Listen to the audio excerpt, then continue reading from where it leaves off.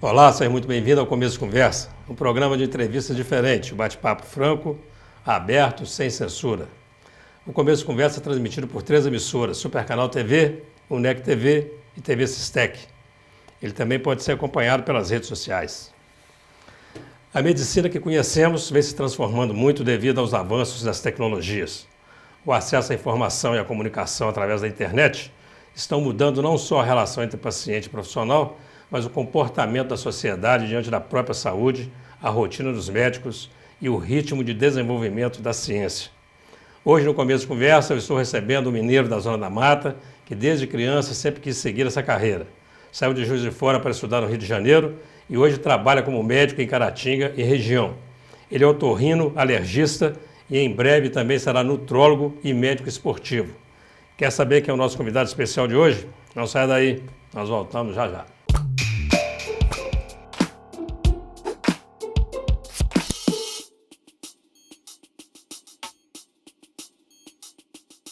Olá, estamos iniciando mais um Começo de Conversa aqui pela UNEC TV, Supercanal TV e TV Sistec.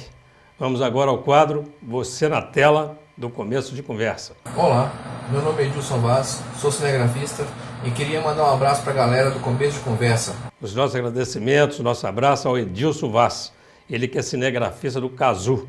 Você também pode aparecer aqui no Começo de Conversa. Envie o seu recado, a sua sugestão através do WhatsApp 0339 8899-2831. Eu vou repetir o número para você, 033-9-8899-2831. Natural de Juiz de Fora, de família humilde, se formou na Universidade Federal do Rio de Janeiro. Atualmente ele exerce sua profissão em Caratinga, Inhapim e Ipanema. Estou falando do otorrino e alergista Bruno Salvato Silveira. Doutor Bruno, muito bem-vindo aqui, meu amigo. Muito obrigado. Ao Começo de Conversa. Prazer, meu. Você nasceu em Juiz de Fora? Juiz de Fora. Que história é essa? Nasceu em Juiz de Fora, estudar no Rio de Janeiro e vim parar em Olha, Caratinga. na verdade, sim, eu falei Juiz de Fora, mas eu nasci em Valadares.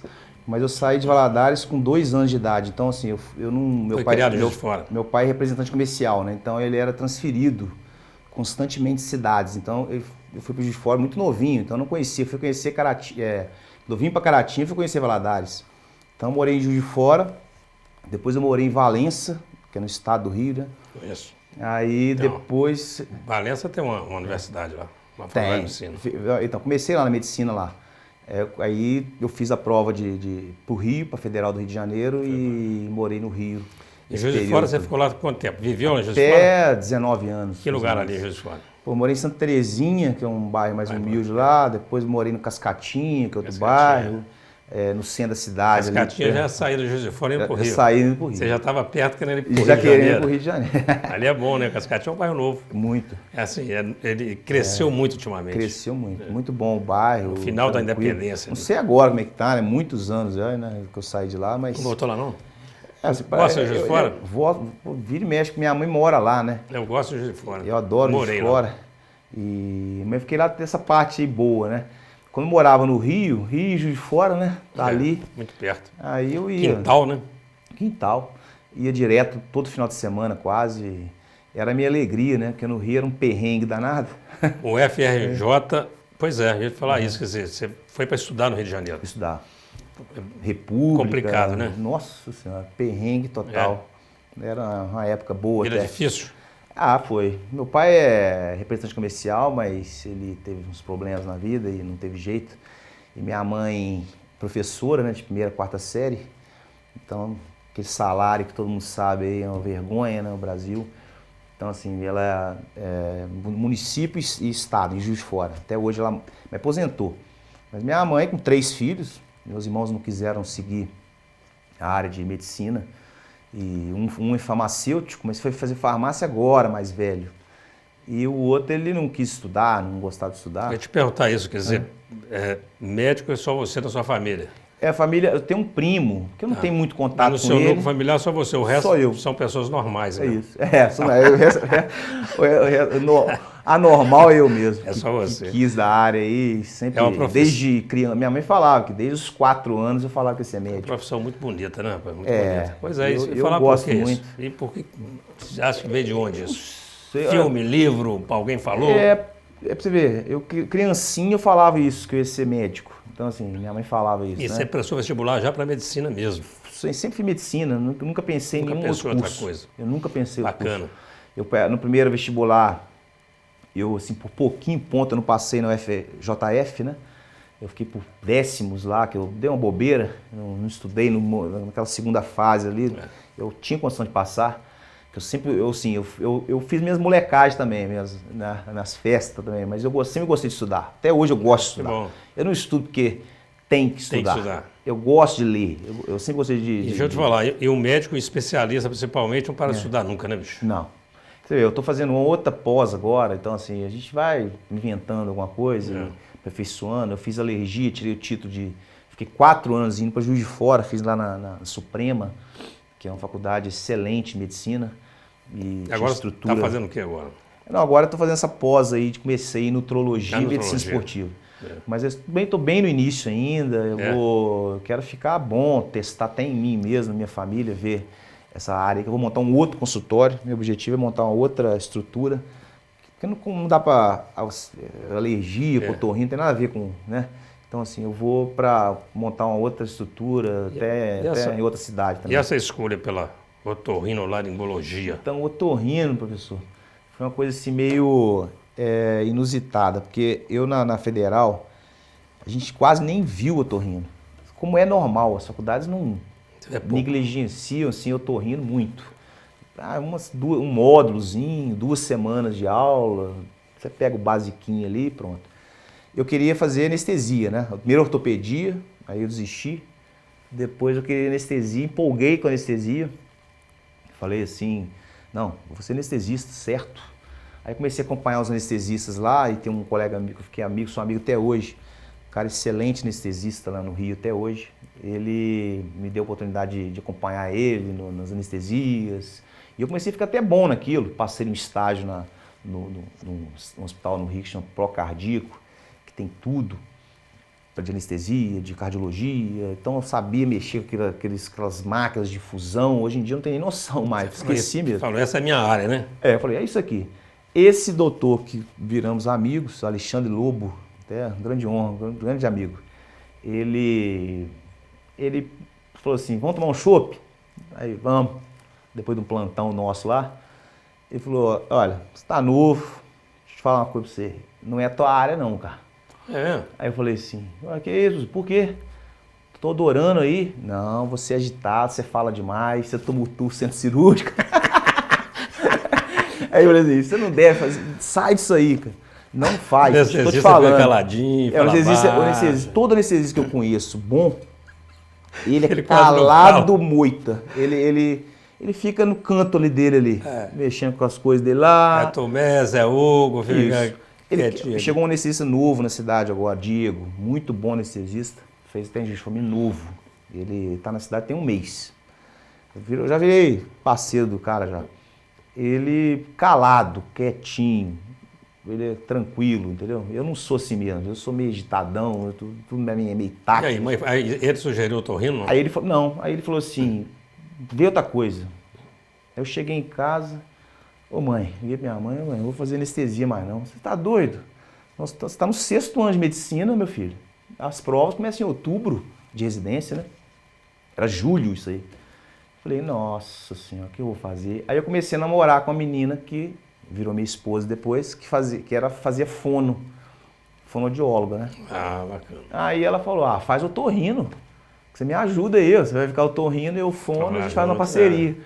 Aí eu comecei a olhar otorrino, pedi um professor lá da Federal lá, tem de dar uma olhadinha no ambulatório, como é que é, gostei, assim, gostei muito mesmo, foi primeira vista, amor à primeira vista, gostei assim da área, do jeito de atendimento, faz cirurgia, então você tem a parte clínica do otorrino, tem a parte cirúrgica do otorrino, é uma especialidade bem ampla, parece que é só nariz, ouvido e garganta, mas atinge muita coisa no corpo. Então assim, uma área importantíssima para o paciente. E aí você fez especialização em otorrino? Aí eu fiz residência na UERJ, Universidade Estadual do Rio de Janeiro, né? Infelizmente está uma crise imensa lá depois mas uma grande universidade, né, rapaz? Demais. Infelizmente, como que o pessoal deixa chegar nesse ponto, né? Quase quebrando. Quase quebrando tudo, Por causa dessas coisas aí, né? Que a gente sabe. É. Então, fiz 3 anos lá e de lá direto eu vim para cá. para Caratinga. Pois é, e a vinda para Caratinga?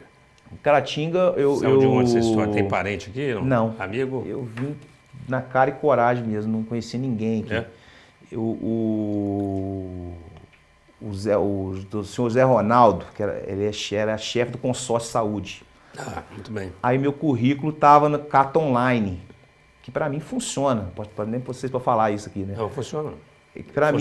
Para mim funcionou bem. É. Entendeu? Eles começaram a me ligar de vários lugares do Brasil.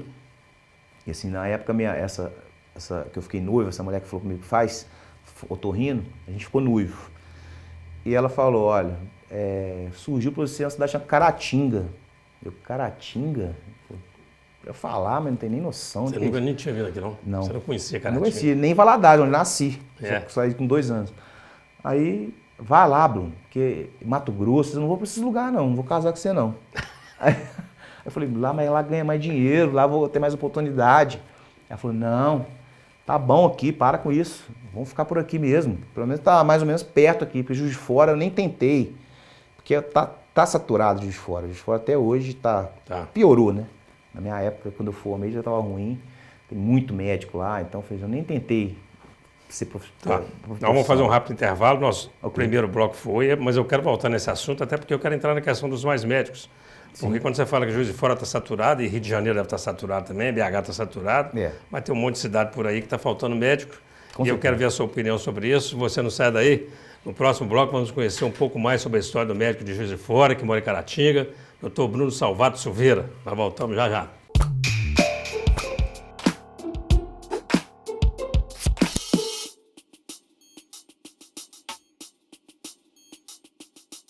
A medicina é um ofício desafiador que requer dedicação, humanidade e estudos constantes.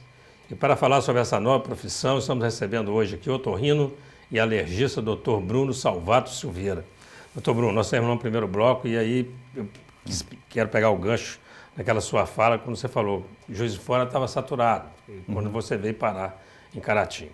E aí tem duas questões. Tem essa questão mesmo de concentração de médicos em determinados locais, alguns lugares sem médico, aí eu quero entrar na questão dos mais médicos, depois da própria profissão da medicina. Porque quando eu era garoto, ia fazer meu vestibular, meu pai falava assim, você tem que fazer ou concurso do Banco do Brasil, ou então ser engenheiro. E eu fui ser engenheiro, era o que tinha na época, é o que bombava. Então o cara era engenheiro, ou então funcionário do Banco do Brasil. Hoje a gente vê que os filhos vão criando, os pais vão criando os meninos, falando que você tem que fazer medicina, para ganhar dinheiro é medicina. Né? E você percebe que esse mercado aí da medicina ele já está saturando mesmo? Ah, professor, não tem dúvida disso aí não. Não tem, com certeza, eu tenho, quer dizer, vamos colocar 11 anos de carreira, né? Não é tanto assim, mas a medicina infelizmente está piorando, sim. Em termos de remuneração, de reconhecimento, uma quantidade enorme de médicos. O Brasil, hoje em dia, é o país que mais forma médico no mundo, mais que China, que tem 1 bilhão de habitantes, mais de 1 bilhão, Índia, que tem 1 bilhão de habitantes. Então, por que eles falam assim, precisa ter mais médicos? Pois é. Por que não coloca as faculdades no Nordeste, então, no Norte? Porque lá não tem dinheiro. Então, assim, não tem quem vai pagar essas mensalidades aí. Porque tem, hoje em dia, quem faz medicina, eu não teria chance nenhuma de fazer medicina nas condições que meus pais tinham. Hoje, a faculdade de medicina é 6 mil, 7 mil, não sei. Então, um valor altíssimo, assim, só a classe alta que paga isso. Mais o custo do estudante na cidade, imagina quanto que dá, 10 mil para lá. É um investimento alto, né? Investimento alto. Então, assim, eu acho que está saturando. Eu até falo com os médicos recém-formados, eles têm que sair. Tem que sair da região, entendeu? Porque está saturado aqui. Quantidade enorme em todas as especialidades e os que não são especialistas, pior ainda. O clínico geral, ele tá tendo 2 opções, plantão, postinho. E o postinho de saúde, os PSFs, né, já está tão lotado que você vê que... Eu fiz PSF em Apim no início de carreira. Me ajudou a ganhar um dinheirinho lá. E gostava até de fazer, me divertia lá com o povão lá que eu atendia lá. Eu vou em Apim até hoje, atendo lá como otorrino. Hoje em dia não tem vaga. Não acha mais. Em Apim. Em Apim. Caratinga eu não sei como é que tá, eu não tô por dentro da Não situação. mas sem a pinta assim, Caratinga deve estar pior. Deve estar pior. Então, assim, os médicos... Outra coisa, eles trocam a falta de consideração do sistema com o médico é grande. Trocam de profissional, sim, ó, porque não tem direito trabalhista nenhum. O médico, assim, o que eu costumo falar, infelizmente, o médico ganha muito, né? Um boia fria de luxo, não tem direito trabalhista. Tem nada, ninguém fala nada, o médico semana que vem não precisa do senhor mais não, né? Exatamente. Aí bota em outro lugar. Manda embora, assim, sem cerimônia. Se você não tiver a sua estrutura clínica tal, você vai ficar dependendo do poder público e alguém te mandar. O prefeito entra, em qualquer cidade, ele entra alguém que é afiliado a ele lá. Tem os apadrinhados. Tira na hora. Agora, olha só, mas a gente sabe que a realidade, né, dessa região que você está falando aqui, de Juiz de Fora, de Rio de Janeiro, Belo Horizonte, não é a realidade do norte de Minas, de Jequitinhonha, não é do interior do Nordeste. São lugares que a gente sabe que falta médico, né? E aí, quando eu vejo a campanha, por exemplo, dos Mais Médicos, eu também tenho minhas críticas ao programa, principalmente pelo fato de eles não terem nenhum recurso para poder, porque chega essa turma lá e eles não conseguem fazer nem um raio-x, né? Então, assim, tudo é meio que no olhômetro, acaba transferindo uma responsabilidade grande para eles. Mas por que esse não vou falar combate, mas essa rejeição da classe médica brasileira ao programa Mais Médicos? Não é defendendo espaço, não? Eu não acho que não, professor. Tem faculdade demais já tem médico demais no país. Mas como que faz para atender essa turma que está... Você tem um problema hoje. Hoje você tem uma cidade lá no Jequitinhonha que não tem médico. Como é que faz com isso? Então, mas o médico, você vai para um lugar que não tem estrutura, igual o senhor falou aí, não tem estrutura nenhuma. Como é que você vai se arriscar também? Eu tenho um colega meu que foi no norte, eu esqueci, uma vila indígena lá. Pô, risco de vida, ele corria lá, porque não tinha estrutura nenhuma, ele tinha que salvar as pessoas. Já um esfaqueado lá, dá um jeito aí. Não tinha nada, material nenhum. Então, assim, tem que mudar a estrutura para atrair a pessoa para o lugar também. Mas, realmente, eu acho que, assim, falta uma boa vontade também dos médicos de quererem sair do lugar.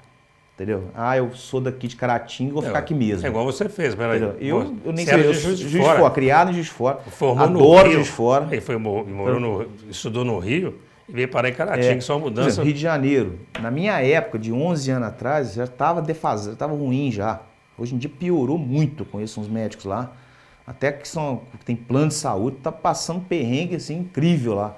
Porque oferta demais, tem muito médico, então assim, eu não acho que teria necessidade de mais médicos se tivesse uma estrutura melhor, um plano realmente de carreira para o médico. Tem uma má distribuição mesmo. Por que não faz assim, então? Já que não tem concurso para juiz, eu me considero melhor que um juiz. Tá? Mais importante para a sociedade que um juiz. Não sei, os juízes vão ficar aí, mas eu acho que um médico é mais importante que um juiz, que um promotor. Por que não faz um concurso para médico bom, que atrai a pessoa? Vou lá para Jequitinhonha. Aí ele, depois que ele de acordo com a nota dele, com o desempenho, ele vai vindo para cá. Você sabe, tem um amigo meu, eu estava conversando com ele, eu falando para ele sobre médicos serem deuses, ele falou, semideuses. Deuses são os juízes. Sem dúvida. Aí agora você falou que eu sou melhor que o juiz. Eu sou melhor, assim, mais importante, eu acho que um médico é mais importante para a sociedade que um juiz. Acho que o médico é muito, muito importante. Acho que médico só não é mais importante que o professor. Exatamente. Minha mãe foi professora. Porque o médico só chegou lá porque teve um professor. Exatamente. Mas o médico é fundamental, quer dizer. Concordo 100%. O professor tem que ser muito mais valorizado que entendeu? Tinha que ganhar muito, tinha que começar com um salário alto já. E também selecionar os bons professores que tem. Aí eu queria aproveitar agora para falar nisso, sobre essa importância do médico, porque a gente sabe que tem paciente, por exemplo, que ele às vezes ele está mais carente do que doente. Às vezes ele está precisando mais de uma conversa do que de um remédio, né? Sim. Não tem? Tem. Você deve ter esse caso aí. Tem bastante. E eu sei que você, eu tenho essas informações, já me consultei com você, eu sei que você perde esse tempo com o paciente, fazer essa anamnese, de ouvir e tal. Como que você enxerga nesse caso aí, essa medicina através da internet, quer dizer, essa telemedicina? Como é que isso aí é outro absurdo, mais uma coisa errada que eles querem fazer. Entendeu? Isso aí já é desde das antiguidades, aí, dos descobridores da medicina, aí, quem começou a fazer o pai da medicina, Aristóteles, né? Você tem que examinar a pessoa, se não existe uma consulta online faz isso aí, e outra coisa, o ônus fica todo pro médico. Ele passa a receita, ia ser autorizado pelo CRM, você fazer uma receita online, autorizado, mas se der algum problema com o paciente, você responde também. Então, quer dizer, você não examina a pessoa e qual é o risco ainda. Então, quer dizer, sei que essa pessoa acha que é bom para ela isso aí, eu acho que tem que examinar. Porque, na verdade, tem que ter um contato, não tem jeito, coisa como gente, não é a máquina. O médico fica muito preso na informação do paciente só, né? Exatamente. Eu tô com dor aqui, eu tô... Né? Não tem como. Na minha área aqui, impossível. Criaram uma maquininha nos Estados Unidos que você te fotografa a sua boca, fica uma foto boa até, fotografa lá dentro do ouvido, certo? E dentro do nariz. E você manda... troca, aí manda na hora, online, para alguém ver. Bluetooth, não sei como é que funciona isso. Mostrou na Veja isso. Será? Tá certo mesmo? Eu fotografar assim bem, assim. Um colega meu mandou uma foto, pouco tempo aí no WhatsApp. Ele mora no Rio, a gente morou junto lá na República. Aí ele fotografou bem mesmo. Eu já conheço ele, eu já examinei ele. Aí é diferente. Eu acho que tá errado também, mas ele é amigo, né? Acabou que pediu assim, eu olhei pra ele lá, o negócio lá. O cara te manda um WhatsApp, te manda um exame, fala, posso tomar esse remédio? Dá um jeito, toma um remédio. Você fala, eu já aí não vi, melhorou. Falei, eu já vi. Aí não melhora. Não melhorei nada. Deixa eu te falar, você veio de família humilde, estudou em escola pública, né? Isso facilita, quer dizer, fez com que você se tornasse um médico um pouco mais humanizado ou não? Vamos responder isso depois do intervalo, você não sai daí, a conversa está muito boa. Vamos para um rápido intervalo, já voltamos com o Dr. Bruno Salvato Silveira.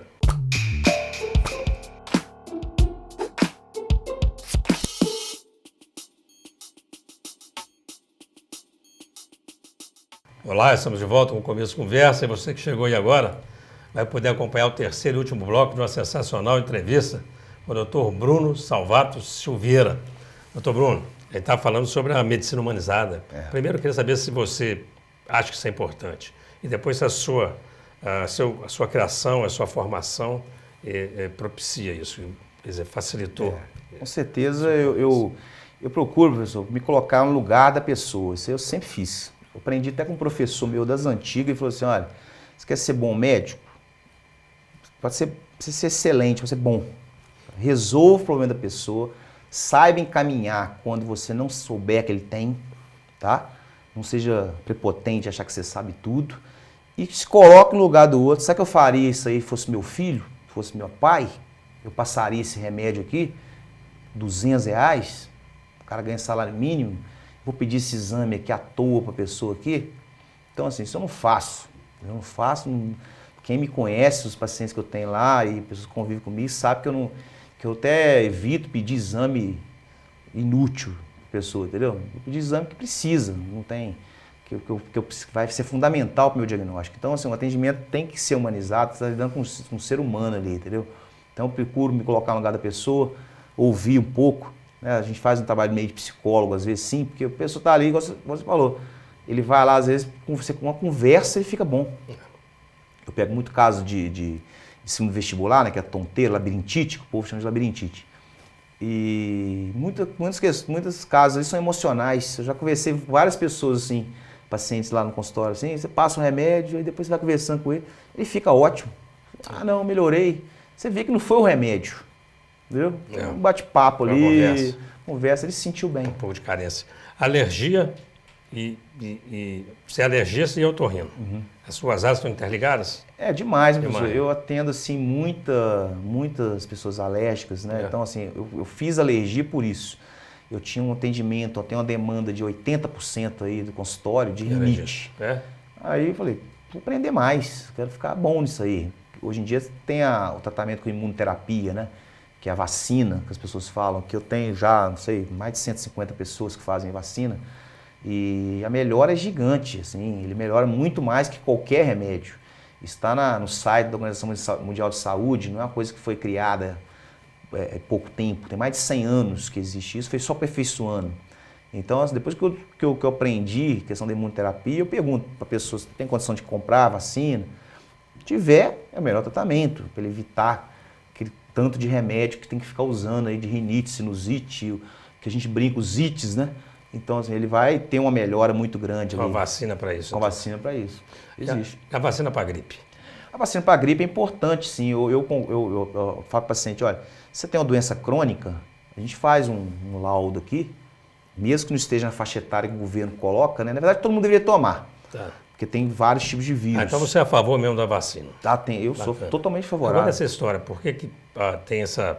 Porque a gente não sabe se é verdade, se isso é história que se cria, né? Mas que tomei vacina e gripei.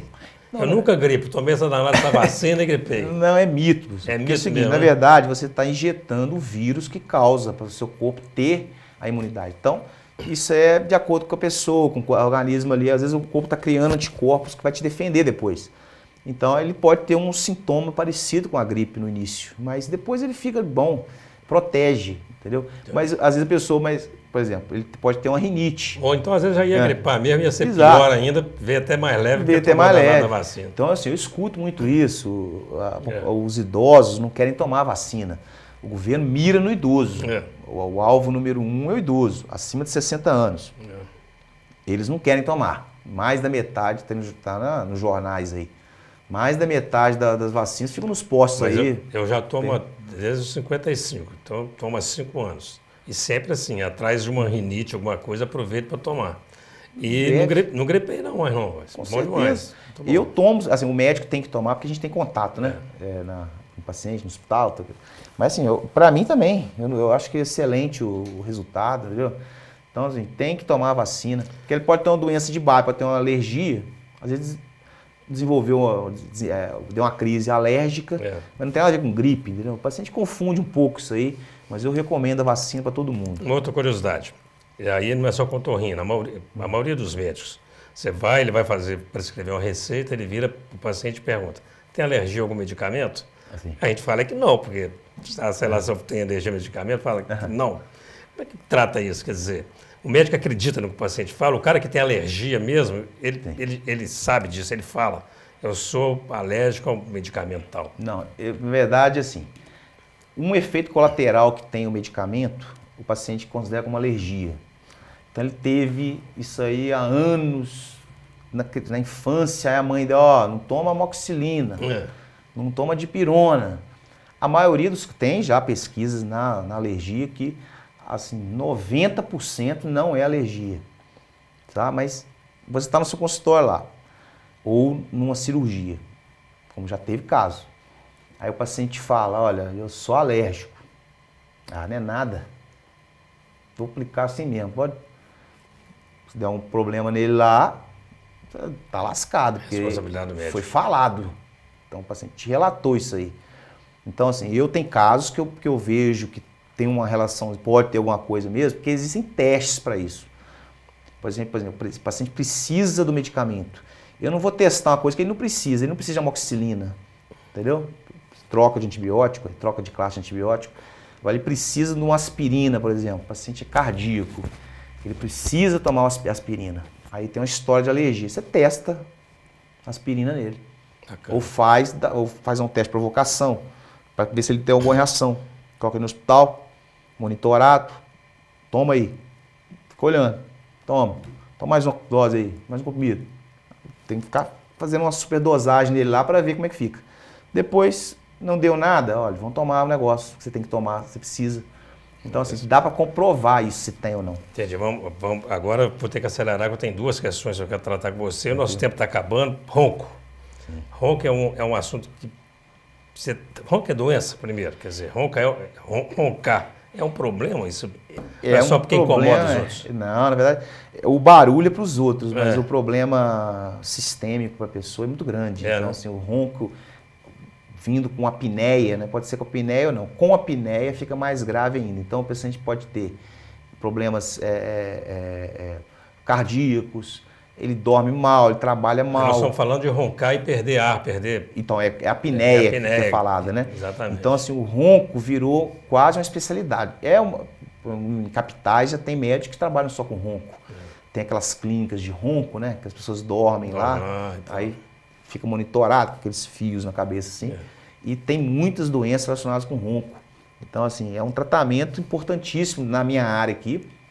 E tem o pneumologista também, acompanha. Então, assim, o ronco, ele abrange uma série de fatores causadores ali e tem que ser combatido, sim. É uma Tem doença que para ser ser tratamento. combatida e tratada. Outra questão que eu queria falar com você é o seguinte, até porque eu passei por isso, e aí aí você fala com as pessoas, elas falam, não tem relação uma coisa com a outra, quer dizer, o fato do refluxo provocar algum tipo de distúrbio nas cordas vocais.